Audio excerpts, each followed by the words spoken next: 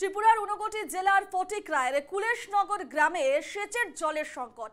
জলের অভাবে মারাত্মকভাবে ব্যাহত হয়ে পড়েছে কৃষিকাজ। এলাকায় একটি সেচ পাম্প থাকলেও এর সুবিধা থেকে বঞ্চিত এলাকার কৃষক। ফলে বাধ্য হয়ে ভাড়া করা পাম্প মেশিন ব্যবহার করে ধান চাষ করছেন কৃষকরা। এতে উৎপাদন খরচ বেড়ে যাচ্ছে বহুগুণে এবং কৃষকদের অভিযোগ যে সেচ সমস্যার পাশাপাশি সরকারিভাবে সার ও কীটনাশকেরও সঠিক সরবরাহ নেই। এ নিয়ে ক্ষুব্ধ এলাকার সব কৃষক। আরেকবার জানিয়ে রাখি আপনাদের যে কুলেশনগরের সেচ সংকটে কৃষকরা ক্ষোভে ফুঁসছেন ফটিকরায়ের চাষিরা।